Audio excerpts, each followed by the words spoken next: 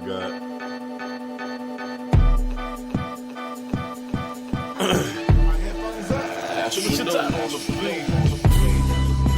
All right, what's up, man? I kind of wanted to just get right into the show because we were having the most spirited debate before the show. Obviously, everybody knows Draymond Green got suspended for game 5. I'm sorry, which I think is total bullshit. All right, Mama, I'll call you back. Uh-oh. I'll call you back, Mom. You on phone with his mother. Nah, man, Trufe out the family. All right, so me and Juan her. pretty much agreed that it's total bullshit that they suspended him. Like they should have kept it at a technical instead of upgrading it to a flagrant 1. I don't necessarily think that he was trying to hit him in the groin. I think he kind of was trying to tell him, get up off me. I got the greatest example, bro. It's like with a boxer when the dude keeps putting his elbow on the back of the boxer's head and the boxer just swings and he gives him a low blow, bro. You don't know where you're swinging if your head's down. This boxer who hit the low blow still loses the point. Hey, he loses the point, but guess what, bro? That damn boxer ain't had no nuts on his head. Ain't nobody coming to see you, Otis. He put his nuts on the back of his head, bro. His head was still down, and he just flailed his arm. I'm not saying that Draymond is wrong from a man's perspective, but I'm saying that if from the league's perspective, if you're going to call that a flagrant foul when he did it to Steven Adams, you have to call it again. A kick, and somebody stepping over your head. Somebody's nuts, regardless. I think it was two different situations. It was completely different, bro. I think it was two different situations. I do agree that his history played a huge role because he didn't get the benefit of a doubt. But out of all this, I think LeBron came out looking like a hoe. I think they both should have. I honestly say they both should have got something. He just came out looking like a hoe. Equal penalties, but Draymond got without the benefit of the doubt. His reputation. Agree. I'm just saying, LeBron, for him, first of all, to complain about not getting enough fouls when, we just talked about, dude, against the series against Toronto, got hit by his own teammate and throws himself 20 feet to get a call. Now all of a sudden wants to complain about or have his coach complain about not getting calls. Then you go out there and do some whole stuff like that, throw him down, step over him, and then I guess Draymond was supposed to just lay there, I guess. And that's my whole point, bro. And then LeBron obviously threw his arm down. Yeah. He flinged Draymond. I think it was partially flop. I will give Draymond that. Yeah. He partially flopped. But at the same time, I don't think he realized how strong LeBron was. He flinged his ass to the ground. Mm-hmm. After he does this, he steps over him with purpose, dog. LeBron, video right listen, now. And one thing that people aren't understanding, LeBron's about to lose in the finals for the 5th time. He's feeling some type of way, bro. Oh, yeah. He's upset because he feels like Clay, Steph, Draymond are not the same caliber player as him. Yeah. He still keeps saying that he's the best player in the league. No, you're not, LeBron. I hope you get alopecia. I hope you look like Professor X. I hope somebody steals your headbands. I hope somebody puts 2 small shoes in your locker and you get wrapped the toes times 2. I hope somebody hides your lotion. I hope somebody puts Nair in your lotion and you go bald, LeBron. I hope your teeth yellow. I hope your kids don't love you and they call Dwayne Wade they new daddy. Wow. What's wrong with you? Wow. I don't know if that was Wild or Chance the Rapper. Woo! You know what? I tell you what was. I mean, first of all, that whole situation happened on the court. Then you go to the press conference. LeBron gets up there and is like, "Oh, I'm a husband and I got kids and I got a wife." And I'm thinking, okay, Draymond must have said something about his kids or said something super messed up. Honey bunches of oats, something maybe. Man, come to find out, he called him a bitch. KG was a savage. Yeah. Hey, all he did was, hey, listen, now LeBron would have stepped over KG. Yeah, they would have fought. Oh, it would have been forearm to the nuts. He would have went all the way under there, bro. Oh, yeah. KG would have went there. KG would have went, yeah. Yeah. KG ain't going for that. But I just feel like But he called him a bitch. That's all he called him was a bitch. And he made it sound so dramatic. And so I'm looking at it. Once I found out what it was. But LeBron called him a bitch, too. I don't like and that. on top of that, he was trying to scrap. You call me a bitch, we might fight. No, I agree with you. But let's Bitch, be honest. A lot worse.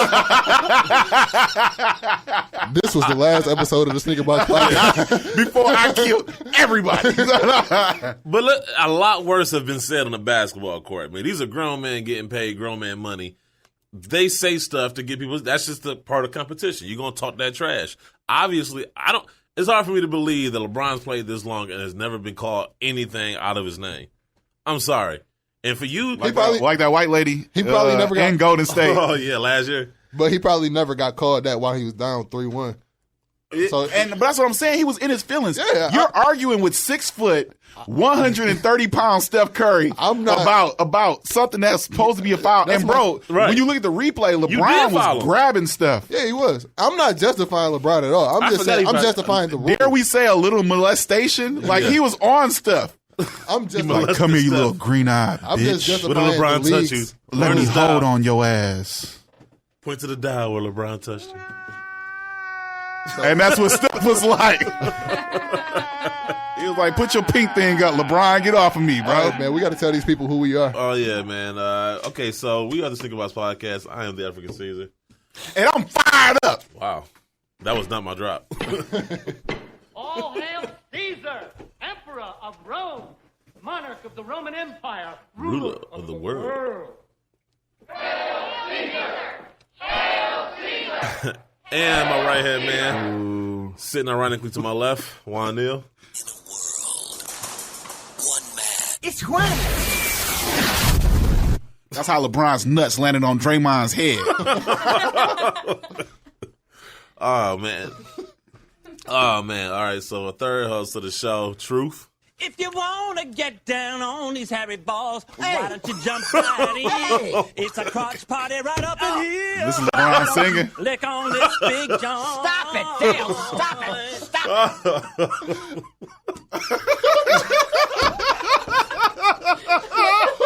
I swear he threw a curveball because I thought it was going to be something else.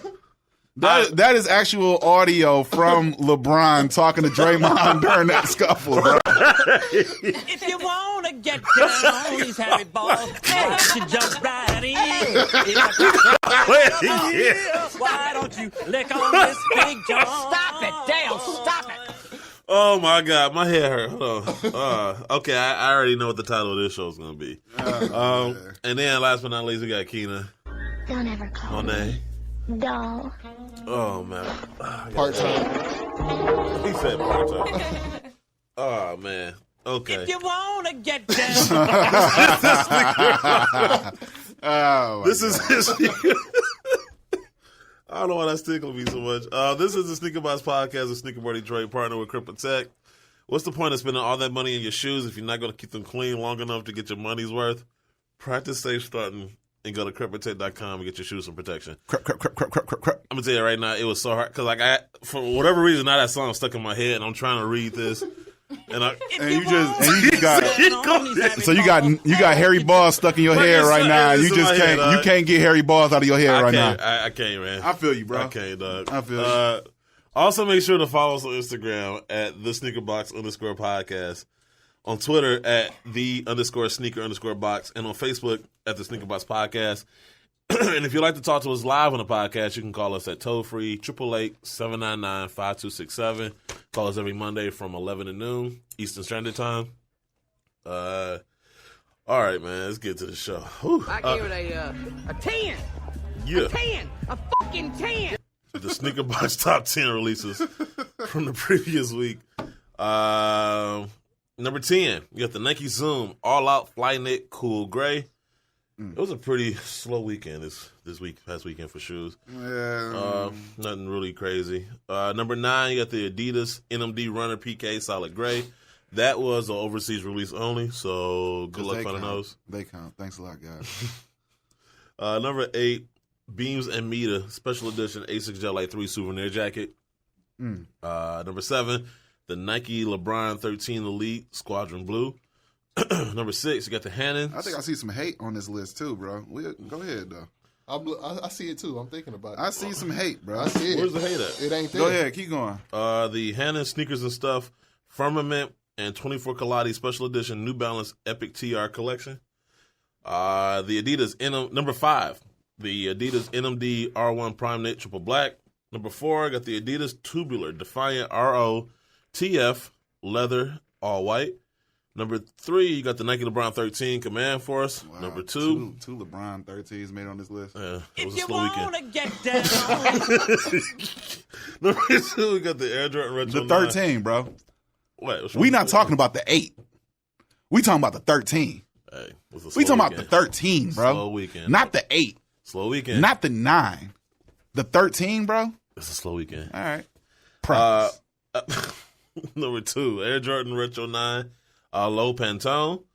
And number 1, the Nike Free Train Instinct Hustle Heart Black. Nah. What? And roll the drum again. Right. And at number 0.9, which is before 1, the 750 boost with that glow soul. How's that not on there? Lucky it wasn't on Ugliest release. I don't care what colorway it's in. So look, it is a horrible shoe. Do it make me a hype beast that I got mine for? No, you can like it. It makes you a great and valiant person, bro. For retail, off of with that gum glow soul. Look, with that YKK on your zipper. With no bot. No bot. Ooh. No bot. Retail. I had all the bots. Oh, you get 2 oohs. Off Adidas.com. Ooh. And in the 12.5. With that YKK on your zipper. But see, because I know you, you know what I'm saying? Like, I'm going to say no, you're not a hype beast. But let's be honest, a lot of people that want those shoes either to resell them I'm or actually because wearing Kanye. mine. I'm keeping mine. You should keep them. And you know what? Caesar, you go to timeout, bro. You are a serial hater, dog. He hates Kanye. Cereal. And I know what happened. Guru made him hate Kanye. And he made him hate LeBron. Guru didn't help. And he made him hate applesauce. Like all 3, dog. He's like, I miss the old Kanye. Went from the gold Kanye. Man, let me soul Kanye. YKK on your zipper.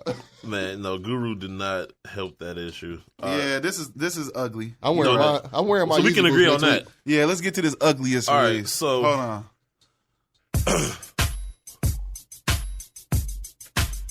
Super ugly. All right, Nike SB Zoom Stefan Janowski Digifloral. This Those is are never hot. That's what I'm saying. Like they weren't hot the first time. Why bring them back out? The original floral, the light beige floral joints, the dark floral, and the spilt wines are like 3 of the best Janowskis that released. Right. The Digis was never hot, bro. I remember working at whatever that name of that store was, and them boys was on sale for like.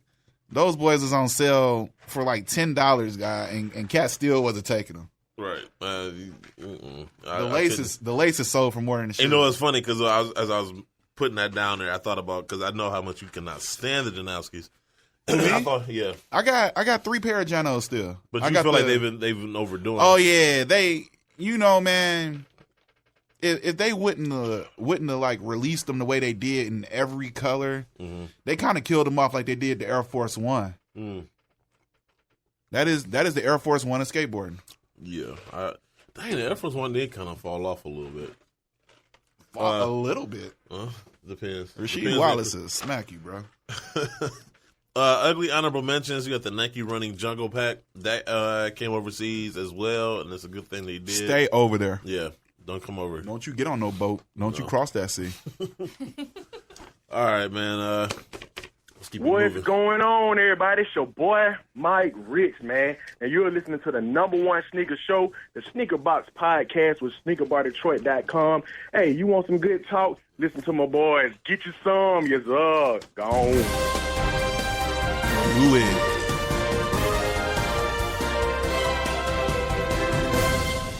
All right, man. There's a lot of news. The white and red Air Jordan 13, the cherry Air Jordan 12, and the Motorsport Air Jordan 4 will re-retro in 2017. So get your money ready. Bro, can we get done with this year? And they letting you know, like, get your money ready. You got a whole year to get your bank account right.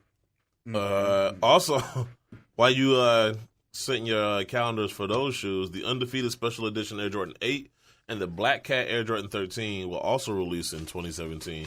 Jesus! Dang, here go another one. The Royal Blue Nike Air Foamposite 1 will re-retro in 2017 as well. That should get a lot of hype. That should get a lot of hype. Yeah. Everybody's been wanting that shoe. I still got mine. And getting to this next one, I hope LeBron's children have the same skill set as Marcus Jordan on the basketball court when they grow up. But go ahead. Marcus Jordan reiterates that his store would never sell Yeezys. An article written by Brendan Dunn. Dunn wrote it all, bro. While fielding questions about the recently opened boutique, the Trophy Room, on Twitter, Marcus Jordan took a second to clarify that his store would never carry any Adidas product. His brand loyalty shouldn't come as a surprise, seeing that it's his father's brand and that he got his college's $3 million Adidas deal, $3 million $3 million Adidas deal pulled for wearing Air Jordans. It's pronounced Gordon. Yeah, I know. I'm still surprised that he was able to make that happen just by wearing the shoes. Like that, he even had that pull though. Nike did end up coming in and giving him a contract. That's what was going to happen anyways. I guess him and his daddy had they plan. I guess I just wish there was somebody more important than some famous person's brat. But in any event, I'm just calling it like it is. Jeez, I like to see Marcus Jordan and Magic Johnson's son play 1-on-1. Oh, the one that looks like Missy Elliott. Back in '96. I can't stand the praise. Don't tell me now. No, that's what you gonna say in the post. She's all right. That's what Draymond said to LeBron. East Bay sent someone a pair of unreleased Air Jordan 11s in an article written by Zach Dubasic for Complex.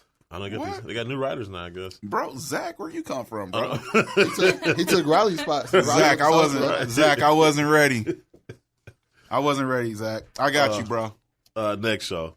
An exact release for the white gold Air Jordan 11 lows hasn't been released yet, but one individual claims to have already copped a pair from an authorized retailer. Edgar Martinez posted on Facebook that when he received his order from East Bay, rather than containing the Midnight Navy Air Jordan 11 retro lows that he had ordered, the box actually had a pair of the still unofficial white and gold 11s.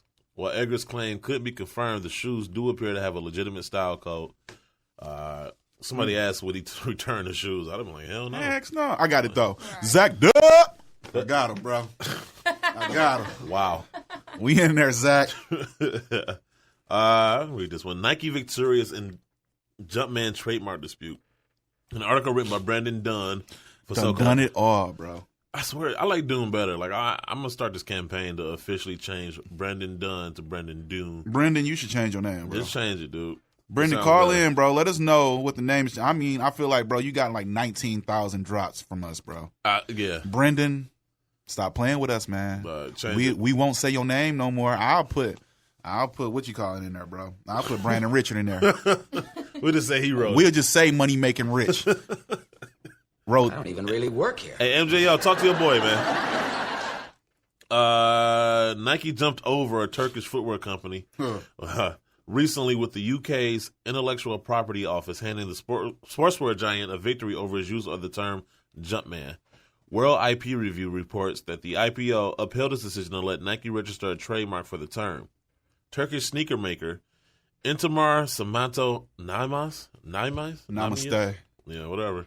Nobody cares. It's pronounced Gordon. That is a weird way to spell Gordon. Opposed to Nike's 2007 attempt to trademark the term on the grounds that it's owned a trademark for Jump since 2006 and that consumers could get the two confused. No, they wouldn't. Both are Class 25 trademarks, which cover apparel and footwear, filed with the European Union. Nike then went the route of seeking national trademarks for Jumpman, including one for the UK. I'm just going to call it ISN. Opposed that trademark too. The UK's IPO dismissed I can't even say that. ISN's opposition in October of 2014, reasoning that its sales figures were a tiny piece of the market for shoes in the European Union. They recently upheld this decision this past April. So take that L. Oh, this has been big news lately. Ben Simmons confirms his Nike deal. An article written for Brandon Dunn for Complex. Brendan Dunn wrote it all, bro. Now I got a question though. Like, did Brandon Dunn and Riley switch companies? Because I know Complex owns both of them, but it seems like Brendan is working for Complex. And I think you got jealous of Riley, bro. Riley moving up in the world. I heard they were by the water machine, and he was like, "Curry, get out the way." And Riley was like, "Don't call me Curry." Splashed him in the face, threw him to the ground. Stepped over. Then Brendan stepped over and put his nuts on the back of his head.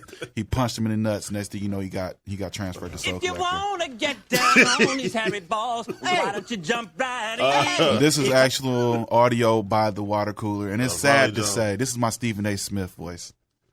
It is a catastrophe. Wasn't Will Ferrell named in that movie Brendan? I think he was. The article written by Brendan Dunn for Complex. I'm so depressed saying it. Top tier 2016 NBA draft prospect. Top tier. Yeah, okay. Ben Simmons signed a multi-year endorsement deal with Nike. Nike was required to shell out more money for Ben at the brand than the brands usually would for rookies. Oh my God, these are weird names. Sham God. Yeah, It's pronounced Gordon. Shams. Her name or his name is Shams Charania. At the Vertical, writes that the deal is believed to be one of Nike's largest rookie deals ever. Ben is signed to the LeBron James-funded Clutch Sports Group, an agency whose roster is composed almost entirely of Nike athletes. Well, no surprise there.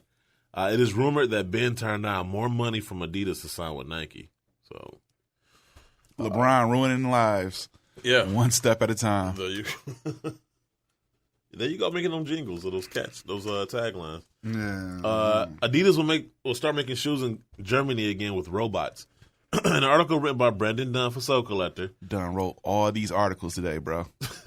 Adidas is on track to open up a sneaker factory in Germany where robots will produce shoes by 2017. The center, located in the German town of Ansbach, will be the first of the brand's speed factories, which it aims to quickly deliver product and allow the brand to better react to trends. According to Adidas CEO Herbert Hainer, the brand's speed factories will produce at least 1 million pairs of sneakers annually in total within a few years. Adidas closed its last German shoe factory in 1993, so it's been almost 20 years since over 20 years since they opened up. Hey, just kind of summarize the one before this because I feel some type of way about Maria Sharapova. Okay. So Nike would continue to partner with Maria Sharapova despite ban. Real quick, in an article written by Susan Mullane for USA Today, Nike says it will continue to partner with Maria Sharapova despite her 2-year suspension for failing a drug test. The sportswear giant said in a statement, "We hope to see Maria back on the court."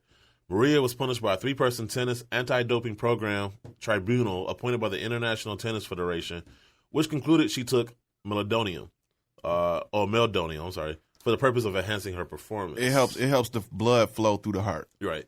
She had been taking it since 2006. Meldonium was banned as of January 1st. Maria tested positive at the Australia Open on January 26th and said later she didn't know the substance was newly banned.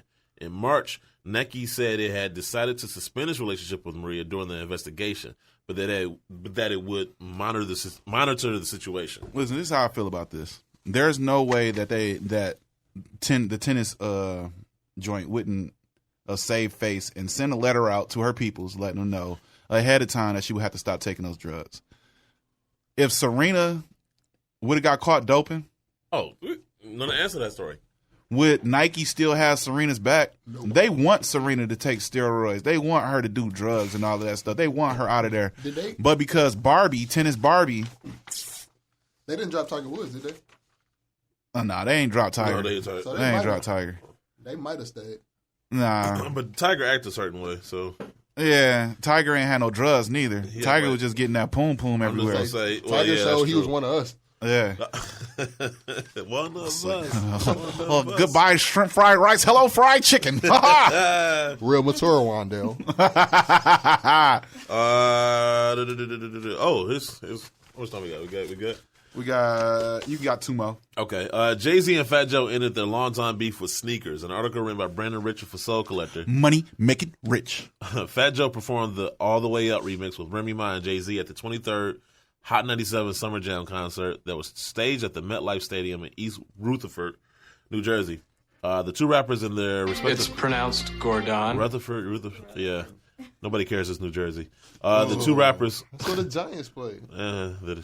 They do call them New York, though. They do. The two rappers in their respective crews have had an icy relationship for years, but have finally decided to let bygones be bygones. To commemorate the performance, retailer Jimmy Jazz hooked up Fat Joe and Jay-Z with one-of-one custom Adidas Stan Smith sneakers bearing lasered versions of their label's logos on the heels. The shoes also acted as a subtle nod to the rappers' old Rockefeller and Terror Squad Nike Air Force One collaborations. So, it's nice to see sneakers bring people together.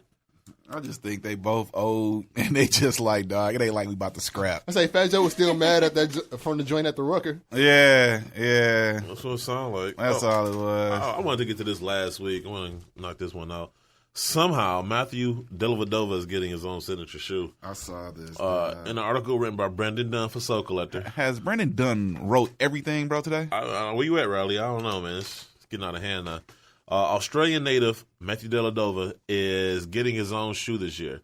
He signed a new deal with Chinese sportswear brand Peaks, which also signed. I think they got Dwight Howard on their roster. They can't look worse than Steph Curry. Dwight Howard got where Adidas. No, he with Peak now. He is? Yeah. Them Under Armour orthopedics. We'll get to that one. Which announced the partnership on his website. The deal, which runs for 3 years, will give Matthew his first ever signature model, a low-cut design called the Deli One that's set to launch in Australia. Sounds like a damn good Cuban sandwich, bro. Look at the Deli One with extra cheese. It's set to launch in Australia later this year. According to Matthew, this deal has been in the works for a couple of years now. He said, Peak Australia approached me nearly 2 years ago. Wait a minute. How long has he been in the league? 2 or 3 years. So as soon as he got in the league, they were just like, we got to sign you. Before he did anything. Well, last year in the finals, he did show up, bro, and show out. No, that was 1 year ago. It says he was approached 2 years ago. He was the Curry stopper. Oh, okay. We know how that goes. Okay, so they approached me nearly 2 years ago with the idea of introducing a basketball shoe into the Australian market.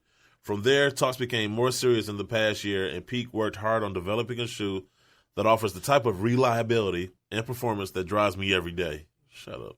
It's pretty special. I can't wait to unveil them for the first time later this year. Peak says it plans to produce. We care. Yeah, nobody cares. I don't even think people in Australia cares.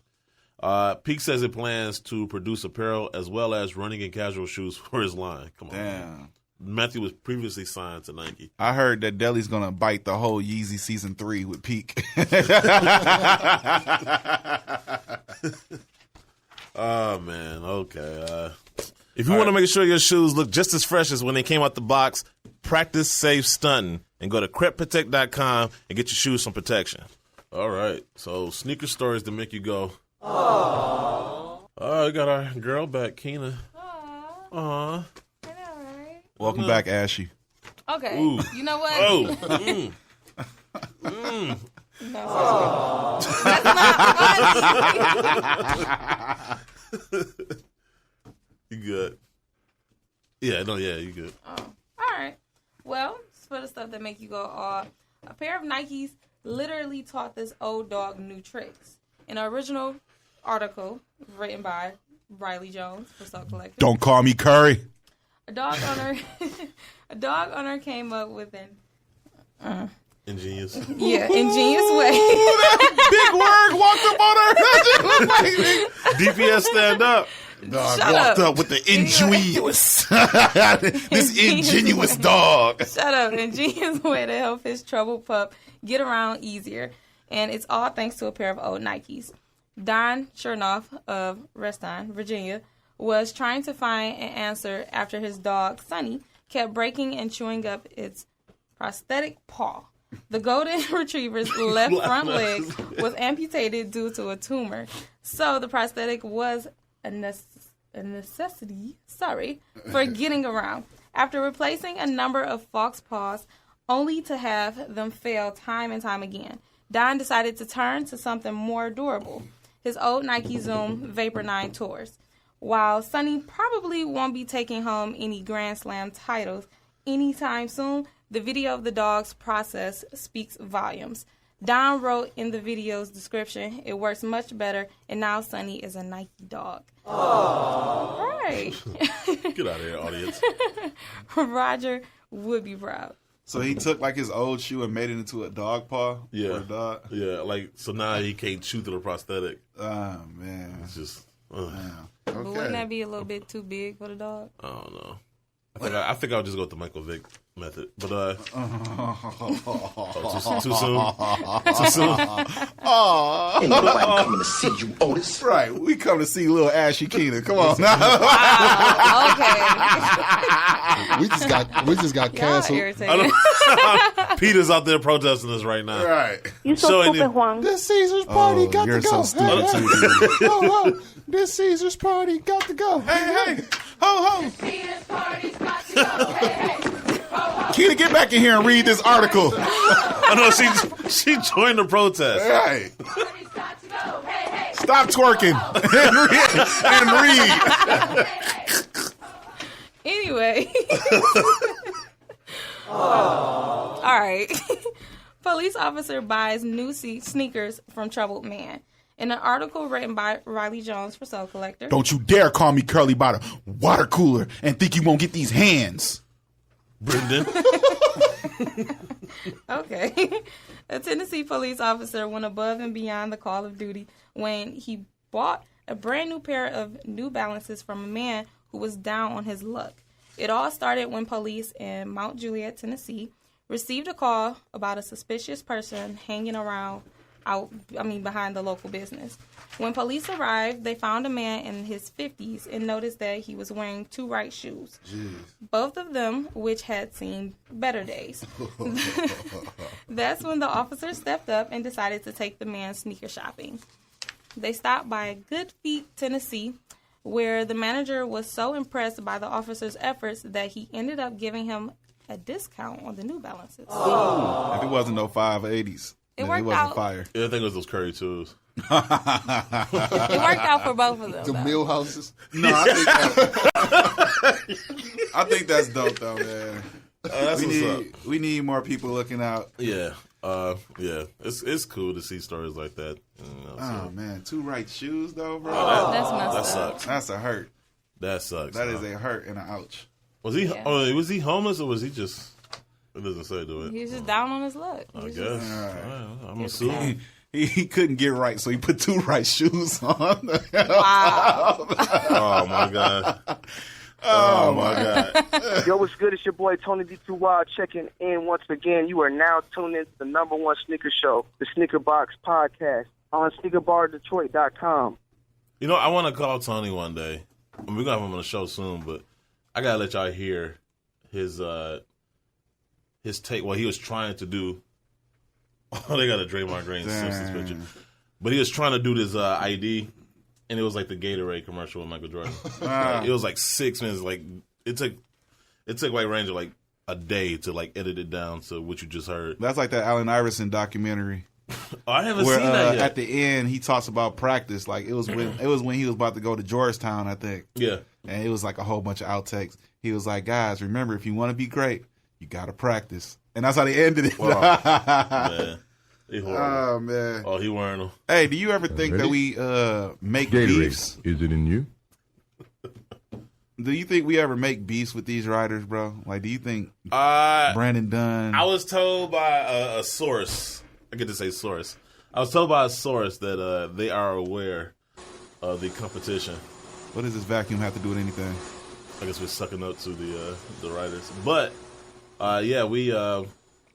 they are aware that we are basically creating this writers' war on the show. Y'all better step it up, bro. Sharpen your pencils and get on out here, bro. I've noticed an uptick of Brandon Richard stories. So, oh yeah, he's trying to step up. Money making rich is out here, bro. He's trying to make a name for himself. He's trying to get out of Brendan Dunn's shadow. All right, Diary of a Shoe Salesman. You ready? All right. Dear Diary, the craziest release I have ever been would be the Questlove Nike Air Force One. I guess things were different back then. We had people drive up on a Tuesday before the weekend. They came out from San Antonio and started to camp out. Spurs. Local guys started wondering what was going on. What's that over there? Some of them brought a couch and set up in front of the shop, which was pretty insane.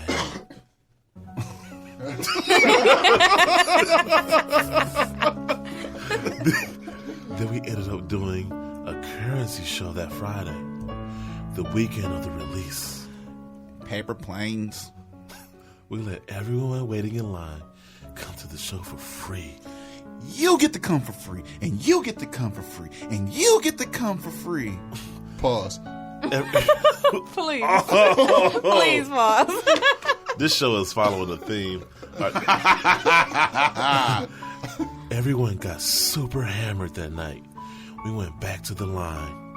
When we showed up the following day, people are just sprawled out, passed out everywhere. It was just a crazy sight. I can't feel my face. Signed, yours truly, Derek Curry, owner and founder of Sneaker Politics. Not to be confused with their illegitimate brother, James Curry. Or Stephen Curry. Or Riley Curry. Yeah. Or Riley, don't call me Curry. Yeah. You got me thinking about Curry now and then. Yeah, Every time I think of Riley. Yeah, it's crazy, though. It's a crazy story. That sounds like a good night, though. Like that sounds like a good night. You get the party, and then you get to buy the Questloves and resell them for a whole bunch of money. And get your money back from the club. And you got a free concert. A free concert. I want to know, like, when they went to, like, inside the store the next day to get the shoes, like, how slurred was their speech? Like, we're getting the Air Jordan 12. Well, they probably wasn't slurred. They were more so hot. Probably no more slurred than yours when you're reading, bro. Ooh. My feelings hurt. And on that note, I'm just going to I hate you, LeBron. I'm just going to leave the show right now. Why not take it away? You're aware that I am rubber and you are glue, and everything that you say to me bounces off of me and sticks to you. Yeah. Shut up, LeBron. You don't know. Everything bounces off of me and sticks to your hairline. Look, Crep Protect. I put that shit on everything. Go to crepprotect.com and get your shoes some protection. Put some crep on your hairline. Look, if you looked at how Wise looking at the mic, it's like he talking down to LeBron. I know, he's like, this week is stupid. Or something. Honestly, as stupid as stupid does. Yes, it is. And remember, people, we rate this by the GTA stars. Yes. Grand Theft Auto. Oh, I love you, Didi. You're stupid, too. You're so stupid. But yeah, we rate this by stars. And if y'all disagree, y'all can hit us up on social media and let us know. Yeah. Tell us how many stars you think they should get. We should get like the little ding, ding, ding to kind of go with it. All right. Anyway, sneaker seller gets scammed with counterfeit money. It's like the third or fourth story we read this year about this. My God. I'm done, Ted. Oh, Riley coming from behind. An article written. I'm done. Pause. I'm done. Pause. Whoa. See you next week, folks. An article by Riley Jones, Soul Collector. 10 to 5. Wow, bro. Riley. Bro, listen. I know, bro. I know you didn't come from behind on nobody, Riley. It's cool, Riley. Pause. Don't call me Curry. You're coming. Yeah. 10 to Fly, New Jersey man tells police that he arranged the deal on Facebook to sell 2 pairs of Air Jordans for $400. The sneakers in question were the Mocha Air Jordan 3s from 2001 and a pair of black Varsity 6s from 2010. He undersold those. Way much. One of those could have went for that. I was going to say. The black Varsity 6s? Yeah. Boy. And the 3s. I mean, depending on how good condition they were. After meeting up with the buyer, the seller drove away, but later realized he had been duped with 4 counterfeit $100 bills. Jeez. That is hilarious. I'm sorry. But how do you not know fake money by now, bro? You would think. He contacted police who were able to identify the buyer as Kirk McIntosh of Inglewood, New Jersey. You deserve to be caught with a name. Inglewood? Kirk Always up to McIntosh. no good. Kirk ended up turning himself in and was charged with theft. So, I mean, that's the thing about nowadays with just cameras and just doing stuff online. They could find you any type of way. So, I'm surprised he didn't get gigged for the counterfeit money, too, though, which is more jail time than theft. Yeah. You're a lucky guy, bro. Yeah. It's funny, I would have just made a fake account. Like, if you're going to do that, I mean, not to say that I would, but I would make a fake account, then try to do transactions. But not to say that you haven't done this before. Yeah, no, never. I would give that 1 star, bro. Yeah, I was going to say, like, 1 star. I was trying to think. I might have gave it 2, but, yeah. He only got charged with theft, so. Yeah. The one guy got charged with felony theft last week for taking his own stuff back. Yeah. But that's because he threatened to unload on them. Oh. Wow, bro. I just remember that one. I just 1 star. Go. He gets 1 star. There you go. All right. Man gets sentenced to 8 years for Air Jordan 7 Bordeaux robbery. An article written by John McFarlane for Sneaker Watch. What? How you sneaking in? Like, I sounded surprised. Like, if it ain't from Complex or Soul Collector, I'm just like, how'd you get in? A trio of men in Connecticut thought they could rob a group of teens for their shoes and make an easy come up. According to CBS Connecticut, 24-year-old Angel Citron was one of the 3 men who robbed a group of at least 6 teens at gunpoint. Citron and 2 other men made off with cash, cell phones, and a laptop belonging to the teens after the robbery outside of a Waterbury, Connecticut sporting goods store.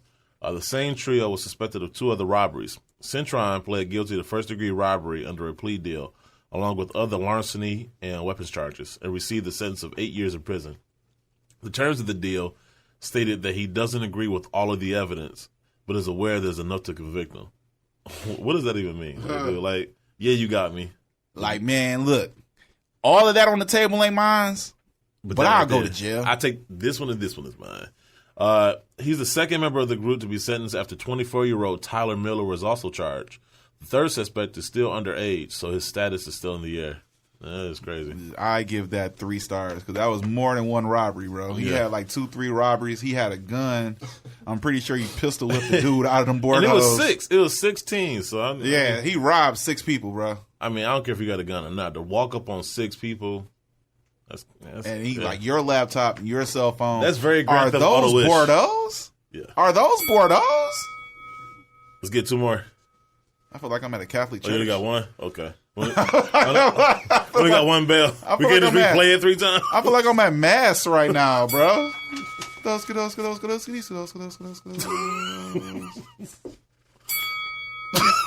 does. Like, I know this. We got a better bell. I feel like I'm about to sing taps, bro. I feel like I should like. I feel like there should be like a moment of silence for somebody. Like, I was just weird. From the east, from the west, from the night. Safety rest. God is nigh. There we go, bro. Honestly, at this point, I would rather listen to the Rest song in we peace to listened Caesar's earlier. Bunions.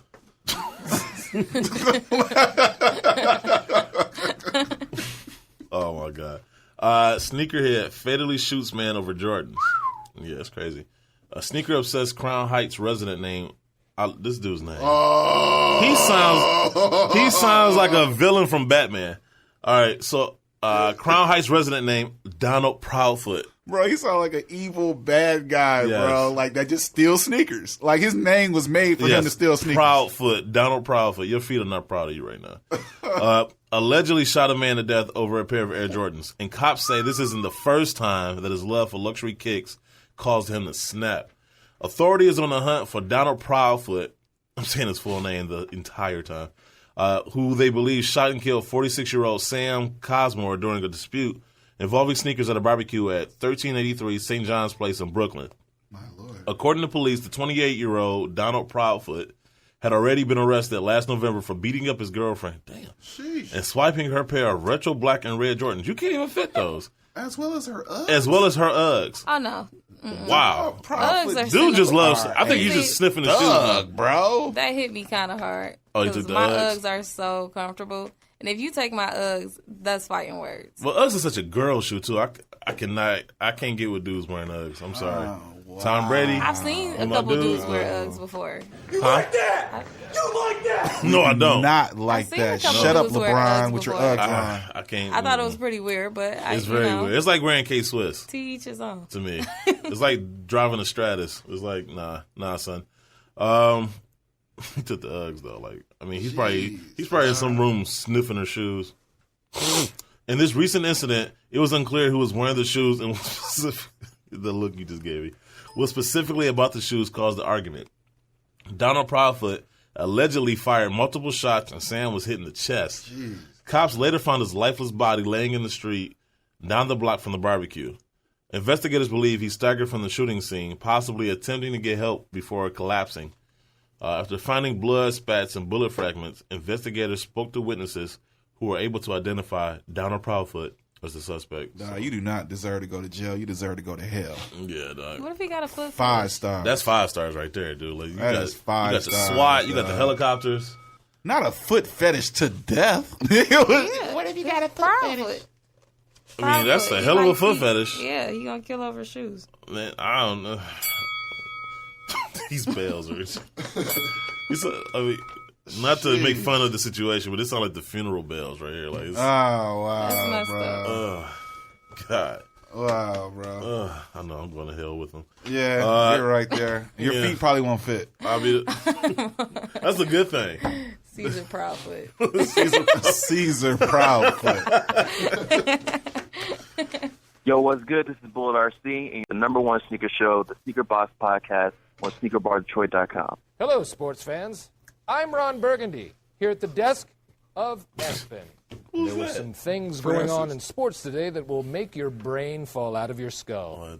What just happened? Oh man, our friend Francis just found some old school Puma Easy Rider 3s and a size 15 for Caesar. Oh, that's I'm looking at it. I ain't read the caption.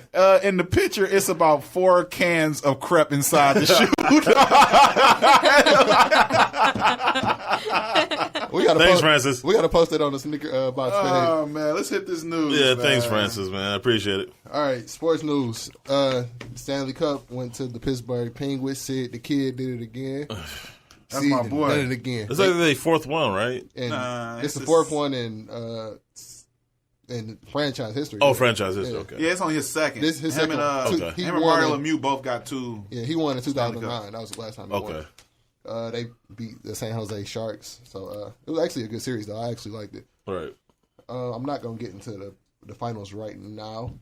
More players drop out of the Rio Olympics. Russell Westbrook and James Harden. And I wouldn't be surprised if there's more to come. I told you one. Pause. What? You've been waiting on that. that. I was waiting for somebody else to say something. Remotely gay, yes. More to come, huh? remotely gay.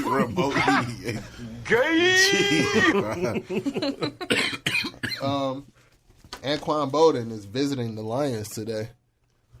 Which I think. No. I'm just, you know what? Honestly, the Lions going to prove something. You could tell me Tom Brady's coming in here, and I'm like, man, the Lions will find some way to mess that up. Oh, yeah, shout out to Megatron. He got married like a week or 2 ago. Yeah. To a Detroiter. Yeah, Megatron, if you're listening. Quitter. What? All right, go ahead, bro. That was like a backhanded compliment. Like, you just gonna shout him out and did something like that. Right. All right, Von Miller is continuing the Super Bowl hangover in Denver with his holdout. He's shading John Elway after cropping him out of the White House photo. Yeah. Von Miller is extra petty. He been hanging out with Marshawn Lynch this offseason. Does it seem like athletes are getting pettier because they got social media now? Like, Speaking of that, Magic Johnson requested to have his honorary vice president title removed from the Lakers. What was that about? Because he wants to tweet what he wants to, and he don't want his opinions to be reflected of the organization. He retweets the most retarded tweets I've ever seen though sometimes. Could you imagine reading his tweets and Magic Johnson's voice? Oh, man, no. So he'll still work for the organization. Just not an official. But he won't have an official title so that he can say whatever what he feels. Yeah. He must feel a certain way about the Lakers right he now. He about to talk all types of But didn't last year, though, last year they asked him who should be MVP. He basically named like every star in every team. It was like, wow, the way to narrow it down, Magic. Today, Ali Cemetery open to the public, so people in it's gonna be crowded in there. In Kinaville, Louisville, Kentucky can go. In Kinaville. You still got people online trolling. Like, he was a draft dodger. He was like, shut the hell up, dude. You could. The amount of courage it took for Muhammad Ali to be Muhammad Ali in the time that he was, at his peak, it took a lot of courage. So, not to mention the people that stood with him, like they all suffered. Like exactly. Jim Bill Brown, Russell, yeah. All of those cats, Kareem Abdul-Jabbar. It's like, it's real easy to point fingers sitting behind a keyboard in some anonymous basement of some parent's house. I mean, the difference between like the athlete then and now, no athlete will sacrifice endorsements and stuff in order to stand for something. No. You'll never see Muhammad Ali ever again. Right. That was it. You're right. Or Kareem or any of those players. In news in the KD sweepstakes, Oklahoma governor offers KD a cabinet position to try to get him to stay in Oklahoma City. Is that really a perk? Like, he offers him to be his. It is Oklahoma. His cabinet member for health and fitness. Oh, really? Yeah. Are you stupid or something?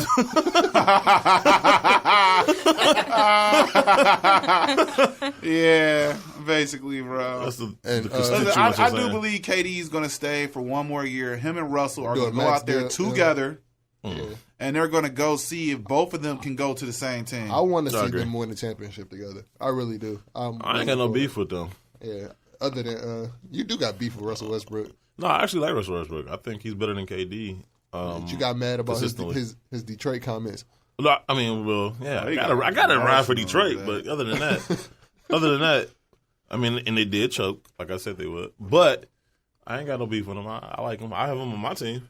It's a bad weekend for nuts in Cleveland. What? Listen. This is worse. This is by far the worst. If you want to get down on these heavy balls, why don't you jump right in? It's a crotch party right up in here. Lick on this big John. Stop it. This is the worst. Cleveland Indians third baseman Juan Urbre carted off with a testicular contusion. That don't even sound right. After getting hit with a hard ground ball straight to the gonads. He got hit with a hard ball. Dang, bro. A contusion in the nuts. Jeez. They were playing the team from the LA area. The Thank Angels. you for emphasizing that. You sure Juan Urbre wasn't LeBron? Well, I mean, they were playing the Angels, so it's kind of like the same demographic. Oh, man. And last but not least, the Cavs and the Warriors. I hope they get blown out tonight. Series 3-1. I want this thing to be over with. We already iterated that Draymond will be suspended for Game 5 after. Harrison, bro. You know what? Since we still on sports, we got my favorite sports journalist, Chris Henderson, a.k.a. Hollywood Code 85, host of Mo Sports Talk and a sports journalist in Dallas, Texas. What's up, Chris? Great segue, bro. That was great. Hey, what's up? What's up, man? I love the show. Definitely support it. What's up, guys? Man, What's going on, man? Big fan of yours, man. I see you transitioning out there to video games and YouTube. Yeah, man. It's a funny situation. One of my friends works at EA Sports, and he was just like, dude, besides sneakers, you play video games. Why don't you just start doing video games? Do you play video games all day? I was like, well, that's true, but I'm not good like those pros, so you know how it goes. Right. So I've been dying to get your take on just the playoffs in general, and then I guess specifically on the finals. I guess we can start with the whole Draymond Green situation. Like, what's your thoughts on that, man? You think the NBA overreacted? No, I mean, just talking to players, I guess, I'll give you a good example. I would say when the Mavericks played here locally, they played them in the regular season. The Mavericks actually beat them. That was a game, obviously, Curry missed because I guess he was tired or maybe he was injured. But I remember after the game, a couple of Mavericks players had referenced that Draymond was doing some dirty things. Right. And it's a thing around the league that everybody knows, hey, Draymond's pretty – he's tested. He's the guy that – every team has that guy. He's their guy. It has to be. He's a really good player too. I think it's bad timing because then if the Cavs win tonight, there's a conspiracy theory that everybody wants LeBron to at least make this competitive. I don't think anything changes. The Warriors are a 1 through 12 team, not a 1 through 4 or 1 through 3 team. So right. I mean, it is what it is. But all right. It had to happen. Do you believe he did it on purpose, though? Do you believe he hit him in the nuts on purpose? Oh, yeah, everything's on purpose, man. When you're fouling somebody, you're in the mindset to hit somebody. I mean, he knows what he can do. He knew the parameters. Unfortunately, this time he got caught. And all it took was the official superstar of the NBA, LeBron, to say something, and then it was going to happen. So do you believe it was right for LeBron to step over him in the first place? No, because look, man, the thing, LeBron knows his power, too. As a player, he understands his power, what he can do. Because the NBA ain't going to suspend LeBron James. You know that. They're not going to suspend Stephen Curry. Draymond Green is like that borderline all-star. So LeBron knew what he was doing, and LeBron got caught. I mean, did y'all remember last year with the whole Nazir Muhammad thing? When he got hit by Nazir Muhammad? Or was it 2 years ago when he was in Miami and Nazir pushed him down? How Nazir got suspended? So LeBron knows how to... So by that theory, Tristan Thompson should be suspended since he elbowed him against the Raptors in that series.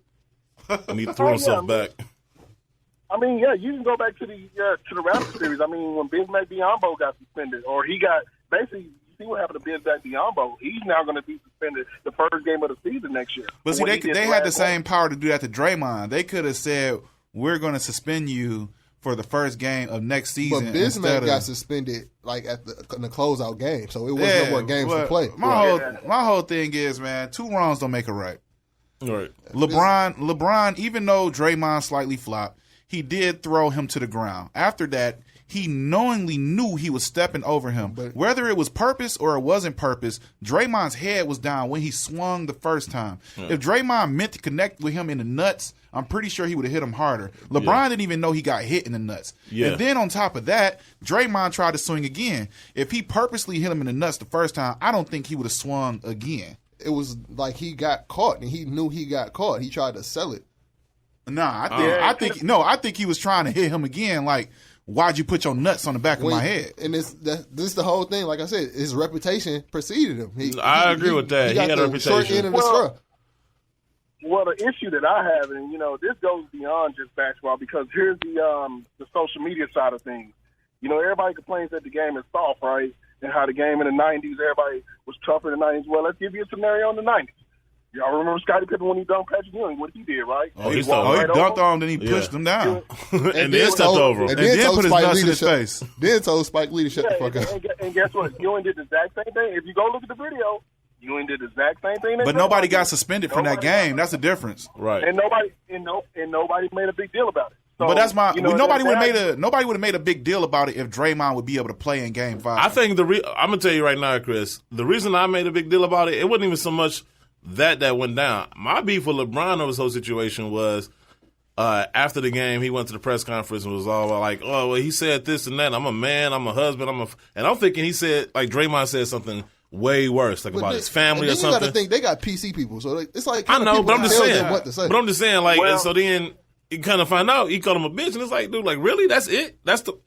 I'm gonna let you speak, Chris. But Chris, the one thing that everybody keeps saying, and Trufe reference to Iverson. Iverson, when he crossed over the horrible coach of the Cleveland Cavaliers, that was an action play. When Scottie Pippen dunked on Patrick Ewing, that was an action play. When this thing happened, this was an action that caused a reaction. LeBron threw him to the ground, stepped over him, and it caused a reaction. Both of them should have just got a technical. It should have never been a flagrant. Yeah. A flagrant, it would have to be a foul. Like, there was never no foul. It was two people scuffling, and there's been many times in the playoffs where two people locked arms, and when they locked arms and they started scuffling, the refs broke it up, and they assessed a double technical. It was Draymond's reputation. That's what it boils down to. Yeah, it's that, and also I think it was on Crawford, one of the guys that was the ref. I think the issue with this whole series, it just goes down the way the games are being officiated, because we get a game one where it's more finesse. Game two looks like a full-out brawl. Game three we go back to a finesse style. I think it just comes down to the pressure of the NBA, because they have to realize that, hey, what are we going to do? How are we going to set these games? We're going to let them play off emotion, or are we going to try to check somebody? And see, to me, I blame this on the refs. The refs need to do like they do in baseball. We give you one warning. If anything goes down, even if it was unintentional, if it looked intentional, you're gone. And I think if you set that marker down on players, and this has been a thing around the league, if you set that down, I've been in like Maverick games and been in Maverick and Spurs series and different things where they had to tell both teams, hey, this is not going to go down today. And I think that's the issue. When you allow the players to do this much stuff, you get these kind of reactions. And for me, LeBron, as much as I love LeBron, this is the one thing I do hate, because I just remember him in 2011 making fun of Dirk. Him and Dwayne Wade making little jokes stuff about Dirk having a flu and all sick, that. Yeah. So to me, him getting mad that somebody made fun of him, kind of like it's almost like, okay, dude, let's go back to 2011 when you did the same thing and nobody cares. So I think that LeBron, this is almost going to be a good excuse for him now to, like, if we lose, I wasn't in it emotionally or something like that, It's basketball, but I do know there is a cardinal rule, according to NBA players. There are certain things you don't say. Yes. There are some players around the league that do break that rule a lot. Steven Jackson was a good example that he said that players knew not to say anything about, their mothers or kids, but there are certain players that knew to go there. But Draymond never said nothing about his family or anything. He called him a bitch. Yeah, and see, LeBron said that he said somebody. Like, to me, it's hearsay, to me, this happens in a street game. You got to play pickup basketball. You got to play video games. Right. How many times you talking about somebody mom on the video game on the court? It's all the time. So all the time. Me, I don't know why LeBron. To me, that's the only thing I hate about LeBron. It seems like when it comes to these situations, he does. And I understand social media is around to see that, but he does nag a little bit too much about things like that. But it's cool because he went to the finals and lost not one, not two, not three. Oh man, right? That's not. Yeah, that's another thing, because that's nothing that has to get cleared up too. Because my thing is this, and you already know my argument about past basketball versus today. Right. I mean, if you look at LeBron, like I know people are going to say, well, still he's the best player in the world. It shouldn't matter. I mean, every year LeBron's been in the finals besides the 1 year they played Dallas. Or I'm sorry, the year they played, I think it was either San Antonio the first time. His teams have never been the favorite to win the finals. Like, go back and look at it. Right. Even last year when they played the Warriors, they won the favorite. When they played the Spurs the first 2 times, they won the favorite. When he played the first, the Mavericks the only time he was the favorite, and he did choke that series away. But see, I don't. To me, LeBron's. No, go ahead. I'll let you finish. Oh, to me, like the whole finals thing is, man, for somebody to go that many times in a row, like, look, I don't care what anybody says. Michael Jordan didn't do it. Even if he did retire, you could say he would have did it. We don't know, and that's the point. And to me, well, he didn't lose in the finals. LeBron's been doing this. LeBron's been to the finals since at the age of. He started at the age of, like, let's say he went to the finals first year at age 22. He took that Cleveland team. Do y'all remember that roster? How bad that roster was? And to me, terrible. You know, it's unfortunate. Terrible. Yeah, but Chris, here's what I would say though. Like this is what I hate about the whole favorite argument. Because let's be honest, like, okay, when the Celtics played back in the 80s, when the Celtics played the Lakers, one of those teams had to be favored, but one team had to lose, right? Nobody said, okay, like if the Celtics lost, well, they weren't favorites, so that doesn't count. Like, dude, like, you still got to go out there and play. Just because they weren't favorite doesn't mean that they was supposed to just get. But you got to think about how many people ain't been to one NBA Finals. But I don't think this. I don't care about none of that, bro. I agree. My whole thing is don't call yourself the greatest player in the world and you lost 5 times in the finals. And listen, and this is the one thing. And this is the one thing I keep saying. So are you taking Chris, Jerry West off the logo? No. Listen, this is my whole thing. No, Michael Jordan, you will never catch on record Michael Jordan while he was playing basketball that he called himself the best player in the world. He didn't have to. The people and the players gave him that title. Before him, Magic Johnson, Larry Bird had it. Before them, you had Julius, you had Gervin, you had all these people. They never had to state it for their own ego, so they can feel a certain type of way. What bothers me about LeBron is he has to state it just for self-ego. He has to belittle Steph Curry because he know he's lost it. You know what I'm saying? Right. I agree to some extent on that. And one thing is this, and what I'm going to do is this, and matter of fact, I'll tag you in this audio. I had a chance to actually talk to Dr. J about that whole ordeal about being the greatest, and he mentioned this. And I've said this on note about the 90s NBA. You know, the 90s NBA was more tailored to where people were afraid of Jordan more than like now. Because the thing is now, if you look at the players now, the talent pool compared to the 90s, I mean, these guys today, man, there's so many guys. Like, look, the 90s, we always want to bring up guys like, look, man, he would have get Sean Kemp. Well, guess what? Sean Kemp never averaged 20 points a game in a season in his career but Steph once. And Sean Kemp's career ended kind of early because he got on coke and got fat for the Cavaliers. Right. Well, you got to think about this. Even in Sean Kemp's prime, he was giving the team 18 and 10. Blake Griffin on a bad year gave us 22 and 12. But but then my counter argument to that would be that like nowadays is more tailored to the offense. Yes and no, because then if you look at it, all the things that happened to the NBA started when everything changed in I would say 92. Well, my whole thing is we're not trying to compare eras. What we're basically saying is Michael Jordan never said he was the greatest player in the league. Michael Jordan always gave other players props. Because it was like no argument. Yeah, Michael Jordan. No other argument. When Allen Iverson crossed Michael Jordan over in '96, he never belittled Iverson's crossover or anything because like that. Because he had 35 and they won the game. No, it wasn't. It isn't about that, bro. What it's about is and then also when LeBron. Go ahead, bro. Go ahead. No, what I was going to say, the thing that we have to take into account is there's no social media there for us to know this thing. And that thing that I think we take for granted now because we see these players doing it. I agree. And I think Dr. J brought up a good point. He said, look, you know, Michael Jordan, when I was told Michael Jordan in the 80s, this kid coming from North Carolina is the next thing, I watched him the first 3 years that he was a great scorer, but I watched him whine and complain about the way the game was played, how people were more physical with him. I mean, you go back and watch those games, really watch those games against those Pistons, watch those games. Yeah, there was a lot of crying going on. Go watch some of those interviews. Doug Collins, the former coach of the Bulls, mentioned that. And I think that we take that for granted now because we see those things from LeBron. We see those things from Curry. We see those things. Because I can imagine Jordan's perception today, if he was around when social media was around, would be totally different. But talking about something totally different, the physicality, I mean, look, I don't think LeBron has played any team that was nowhere near the level of the Detroit Pistons. The Pistons used to beat LeBron down. Not like they used to beat Jordan down. That was a whole different level. And Sean Stevenson used to beat LeBron down. Not like that. Not like that. I mean, you go back and watch those games. I'm going to say this then. And see, this is what I'm gonna say, Caesar. So think about this, then. Since you use that logic, then I'm gonna throw this on you, then. Okay. So let's take the 89. Let's take the 89 Pistons that won the title. Okay. They gave up an average of 100. 89 and 90. 101. 89 and 90. Any one of them. Let's use that best defense. We'll use that best defensive year. And there's a number that I'm gonna give you. Okay. In that particular year, they gave up 101.8 points a game, and the average team shot 48%. Guess what happened in 2012 or 2011? The Los Angeles Lakers that lost to the Mavericks and got swept by the Mavericks gave up the same amount of points, the same amount of things. So to me, the whole physical thing is a little overrated because guess what? Teams back then gave up more points, and they gave up more points than teams do now. And teams actually shoot better now than they did back then. So I mean, but that doesn't really. That doesn't prove physicality, though. All of that is fine, but still, Michael Jordan never said he was the greatest player, unlike LeBron lost in the finals 5 times, James. But we don't know if he never said I'm talking about the type of. When I say physicality, I mean like the type, like a foul now is like, okay, you slap it's a somebody. flagrant foul and you get kicked out of the finals. Like once again, you go back and look at Kurt Rambis. Now you comparing errors. No, I'm just saying, like, look back when Kurt Rambis got that foul when they, when they dog collared him or horse collared him. That was just a foul. Yeah, that was just a foul. Yeah, they played football. Now that person will probably be out like an entire series. They played football with leather helmets. Now you can't hit helmet to helmet. It's a different time. Well, that's what I'm saying. And I agree with what he just said because my thing is this.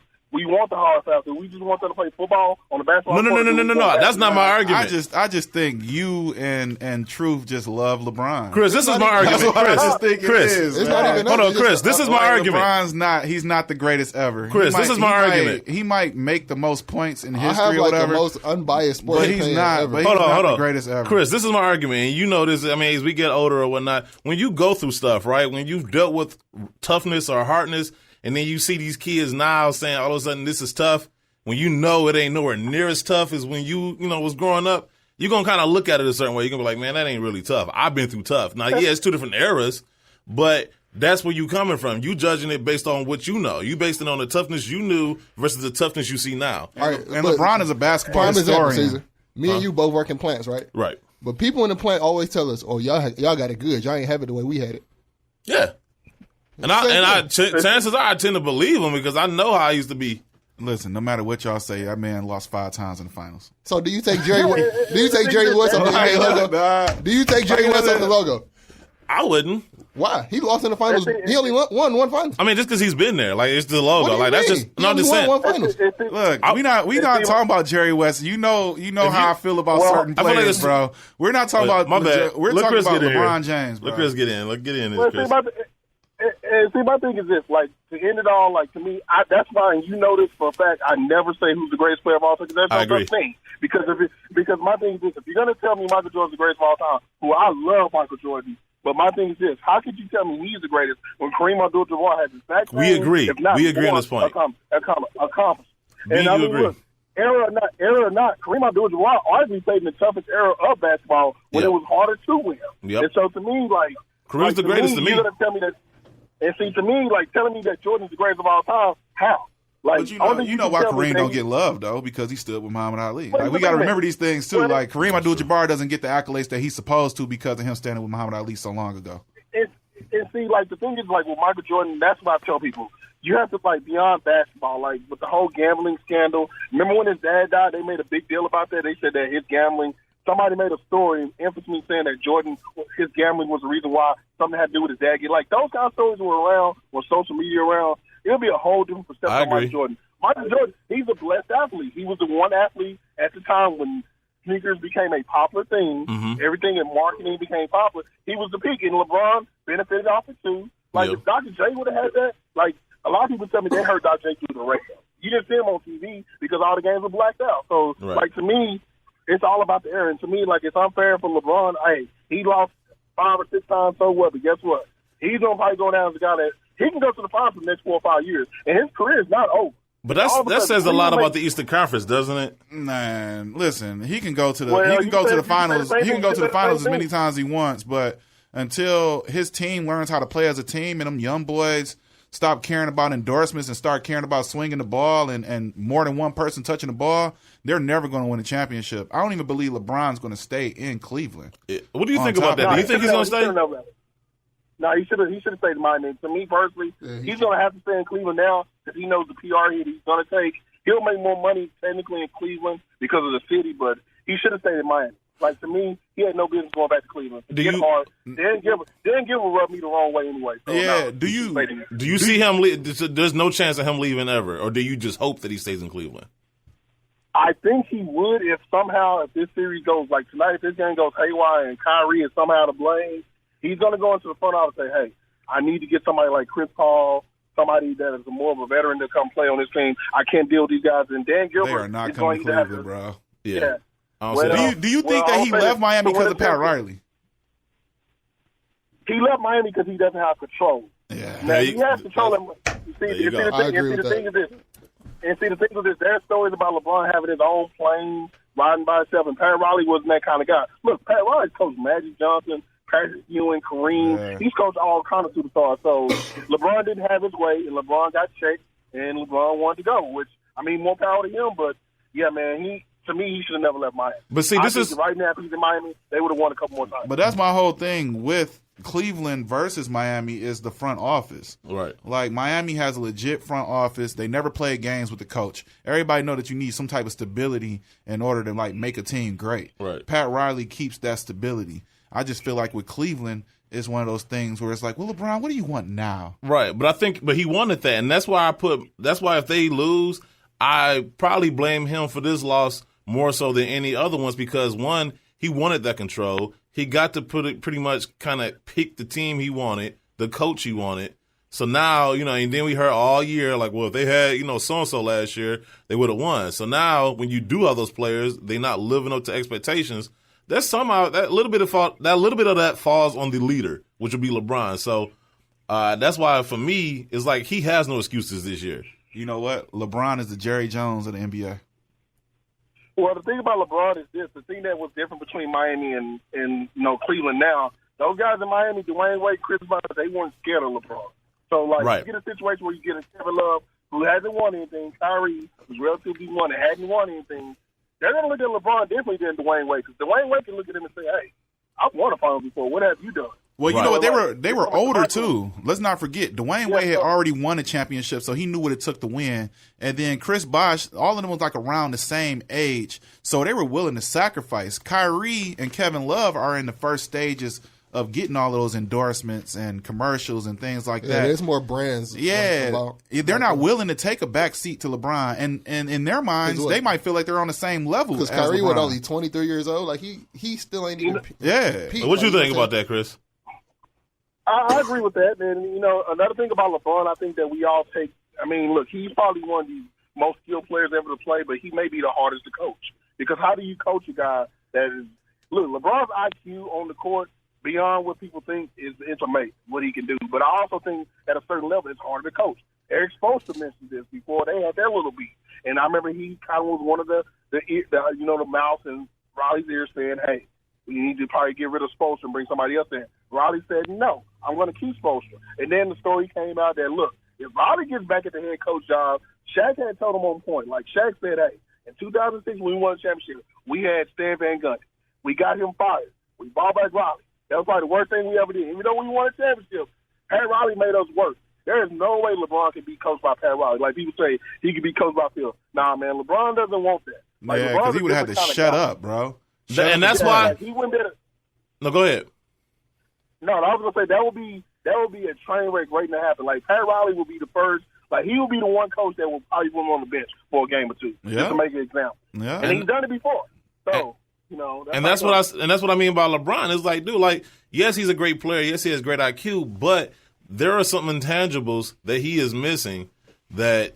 You know what I'm saying? Like, that you could possibly find. Like you said, Pat Riley could coach a Magic. He could coach a Michael Jordan. He probably couldn't coach a LeBron because LeBron has this certain attitude where he needs that control. Well, I think the thing about LeBron's game, he will be good. Like, look, man, if we can go back in time, we can match him up with, like, a big man like Shaq where he can, like, run that kind of style of offense where he could be – because he's Magic on steroids. That's what we all say. You know, I think that would be more perfect for Russell Westbrook. I think Russell Westbrook needs to go with the athletic power forward or a center. I think LeBron would benefit – like, I think Dwight Howard would benefit from LeBron. No. Yeah, like younger Dwight.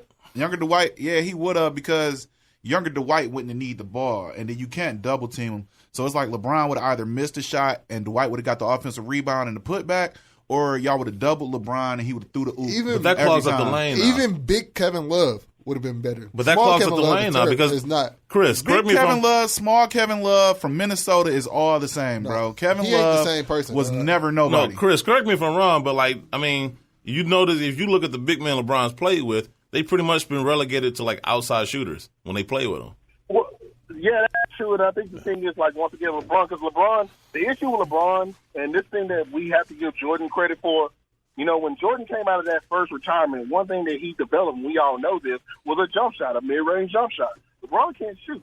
And that was the issue going into, later in his career. What happens if LeBron loses his athleticism? Luckily, that's what still Paul has a Silas little said. bit of that left. I've always said this about LeBron. Leaving. I think he has talent, but I don't necessarily know if he has skill. Talent you're born with. Skill is something that you work on. And for him to be in the league this long and not have a consistent jump shot is troubling to me. His handles has gotten better though. His handles has gotten a lot better.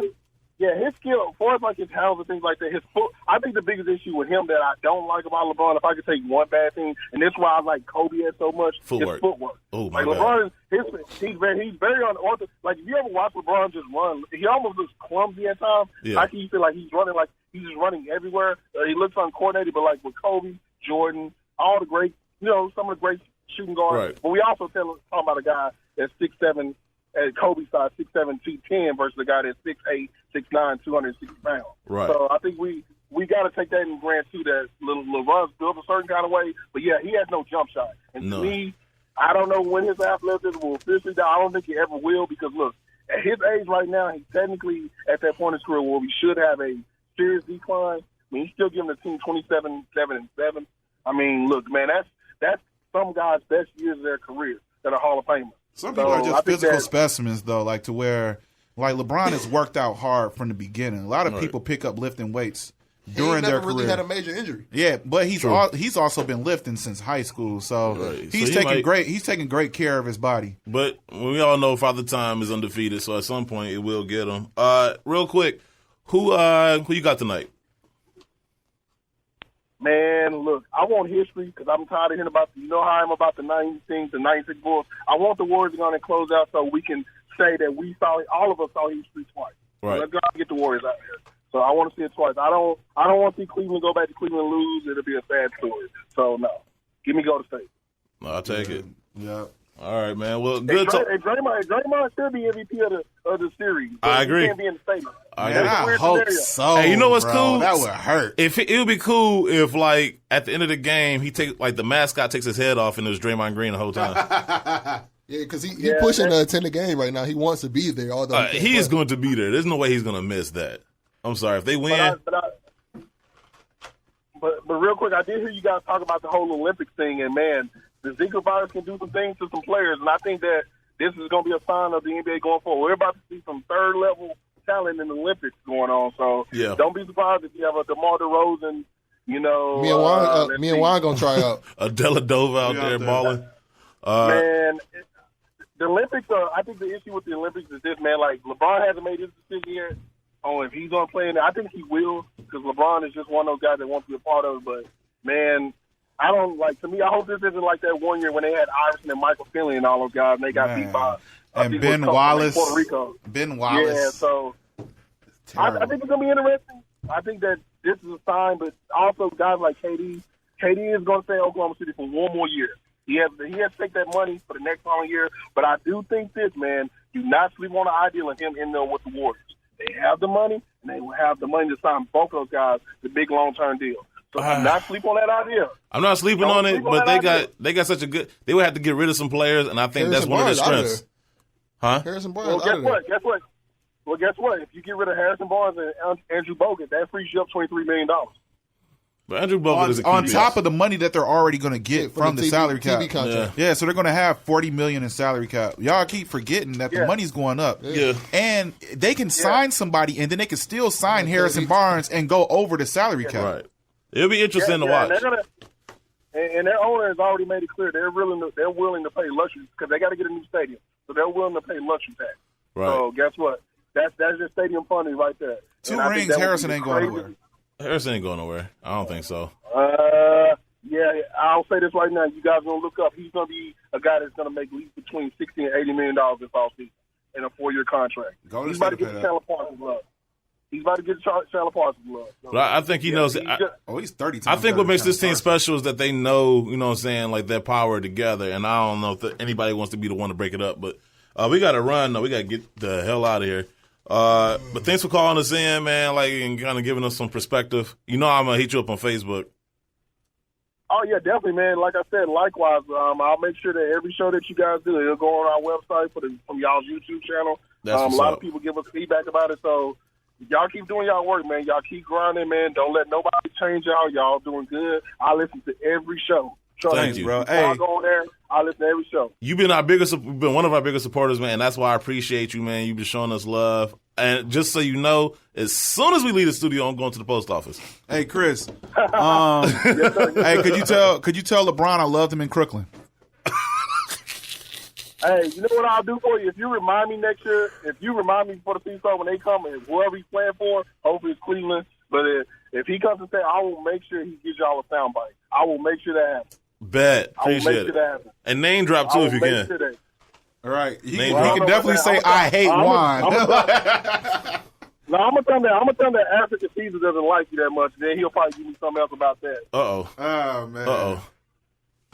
You gonna start? Yeah, I appreciate you guys. Like I said, you guys are wonderful, man. Keep doing it. Keep working hard. You guys gonna be there, man. I can't wait. Thanks, appreciate it, man. All right, now. Yep. That was Chris Henderson, aka Hollywood Code 85. Check him out on YouTube. Also on Instagram, and check out his show, Mo Sports Talk radio show. I think it's in Dallas, Texas, but you might be able to get it on the iTunes, and it's another app I can't think of right now. Anyway, so yo, what's good? This is Bullet RC. This your boy Tony D2 Wild checking in with your boy Mike Rich, man, and you're listening to the #1 sneaker show, the Sneaker Box Podcast. The Sneaker Box Podcast, the Sneaker Box Podcast with SneakerBarDetroit.com. Hey, you want some good talk? Listen to my boys. Get you some, yes sir. Gone. Yeah, Booty. Get you some ass. Even the birds bleeping out here. That was sweet, bro. You know, honestly, we can just do Mike Rich videos with that, but we're going to involve other people as well. We got one coming up next week. We'll get to these release dates. We got a caller. We'll get to these release dates first. Release dates brought to you by SneakerBarDetroit.com, the #1 source of sneaker news and release dates. We get it there first. Let's see. This will be Wednesday when you guys are listening to it. So today you have the Lening Way of Way Lows colorways. They got the fluorescent red, cold gray. What cold gray looks like, I don't know. Black, white, and green cold gray. Three different colorways of that shoe. You have the Ronnie Fag and Colette Special Edition Puma collection. So exclusively in store at Colette. Another exclusive release is scheduled for tomorrow, Thursday, June 16th, in store at Kith. Nike Train Ultra Fast Flyknit Multicolor. And you also have another one of the Nike Train Ultra Fast Flyknit Racer Blue. Tomorrow you have the Thursday, June 16th, you have the Adidas Original 350 collection. Friday, June 17th, you have the Nas Special Edition Fila Ghostbusters collection. You have the Skate Mental Special Edition Nike SB Stefan Janowski Pepperoni Pizza. I'm hungry. Saturday, June 18th. I'm so hungry. You have the Air Jordan Retro 10 Charlotte, the Air Jordan Retro 10 London, the Nike KD9 Black White, Nike Zoom Mercurial Flyknit Black White, the Nike Kobe 11 EM Sunset. I'm not feeling any of these 11s, but, you know, whatever. You got the Nike KD8 SC. Those are trash. You have the Adidas D-Lillard 2 Oakland A's. You have the Air Jordan Retro 10 Shanghai. Those are growing on me. And you have the Air Jordan Retro 12 GS Hyperviolet. Boys are going to be fighting in the malls over those. Oh, my God. You know it. No. Monday, June 20th, you have the Nike Zoom KD9. Did you just wake up? No. Oh, because you were just like, no. Nike Zoom KD9 Limited Preheat, the Nike Zoom KD9 Black Red, and the Nike Zoom KD9 Black Metallic Silver. Those are all hot, so good luck with that. Fire, bro. Do that mean KD going to Miami? It's a summer in Miami. Conspiracy theories. That actually wouldn't be a bad place for him to go, dog. Not at all. Tuesday, June 21st, you have the Nike Air Max 2016 N7. Friday, June 24th, you have the Under Armour Curry 2 back-to-back pack. They're fire. Yeah, they come with them white Curry 2s. Killed me when Steph Curry said that, bro. What you call them, the Millhouse 2s? Yeah, you see he wrote straight fire on the shoe with the fire emoji? Yes. You gotta love Steph, though, dog. He don't really let too much bother him. He doesn't, man. He said, I wish I had him in a robe bag. He does not care. You know what? Steph did say he was the greatest player in the world, didn't he? No, he didn't. No, that Keep wasn't reading. Clay did. He said he's best two-guard. Nike Air Phone Basel 1 Optigello. Saturday, June 25th, you have the Air Jordan Retro 12 Wolf Gray University Blue, the Air Jordan Retro 8 Championship Pack. That white pair is hot. And last but not least, you have the Atmos Special Edition Asics Gel A3 Duck Camo, sold exclusively at Atmos. There will be a wider release on July 2nd. Keep them just there. Also, there are a number of shoes releasing overseas with no set release date for here in the States. Which we don't care about. Such as the Stephen Allen Special Edition Saucony G9 Control. Stay tuned to SneakerBarDetroit.com for more sneaker news and release dates. Here comes my favorite part of the show.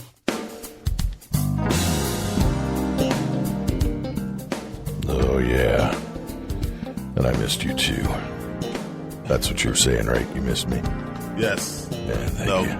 Thank you very much. This is the Sneaker Box Podcast, Ladies Sneakerheads of the Week. It's brought to you by Didi Negron and her Kick It With Didi 365 project on Instagram. Love you, Didi. Oh, you're so stupid. You know, there's other people on the show, Didi. And I got to tell you, I'm going to switch this up a little bit. I got to send out a special shout to my favorite co-pilot. You guys don't know who I'm talking about, do you? Sitting right next to me, I got Mackenzie. I got my daughter on the show. She is the best co-pilot around. But I also have to say hi to Lulu Shug. Can't forget Tandre. Right here with us. My favorite girl. Oh, the ever sexy one. Kina Monet. Shoot your shot. No. If you wanna get down. Of course, there's Kendra Kathleen Milme 530. Mimi. Mimi? Yeah. Yeah, you gotta get your typewriter fixed. He's still Typewriter? working on an old Selectric. Mimi 530, and let me tell you what I'd like to do with Mimi at 530. That's all I'm saying.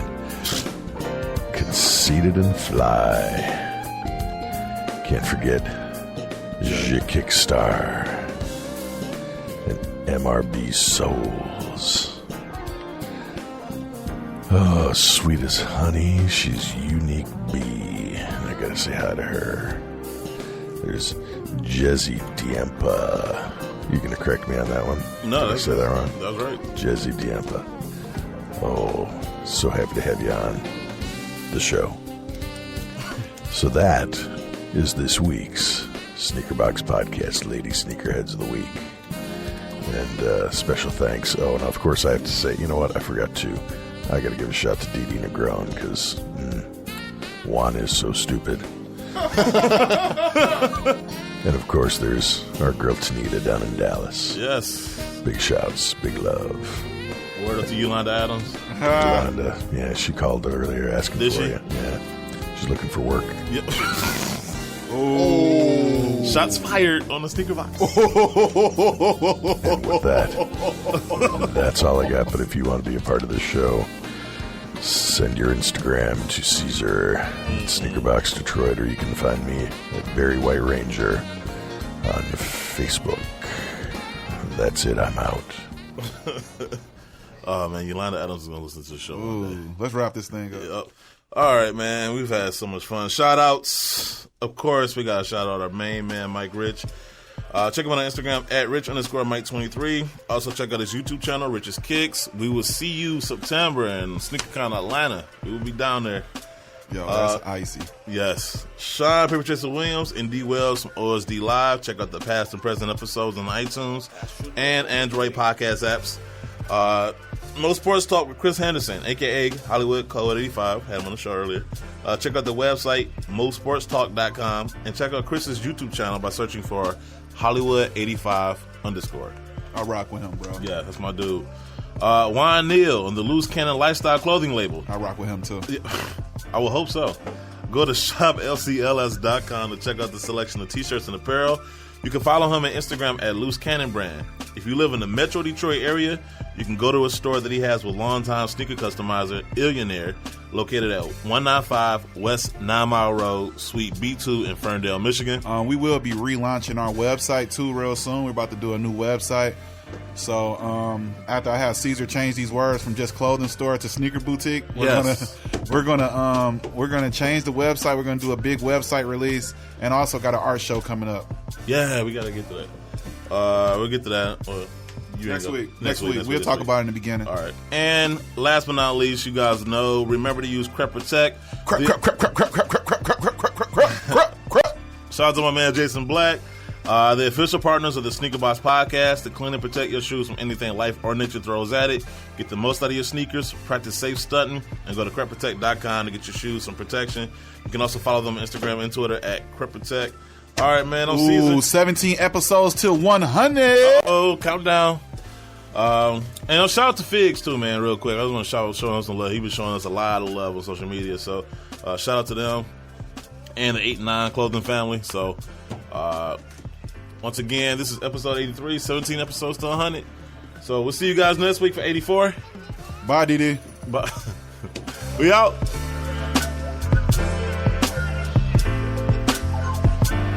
If you want to get down on these hairy balls, why don't you jump right in? Hey. It's a crotch party right up in here. Why don't you lick on this big John? Stop it, Dale. Stop it. Stop it. Juan. Yeah, Caesar. What's wrong? My shoes are dirty, and I have a date tonight. If she sees my dirty shoes, she'll call me a poo-poo and slam the door in my face. Juan.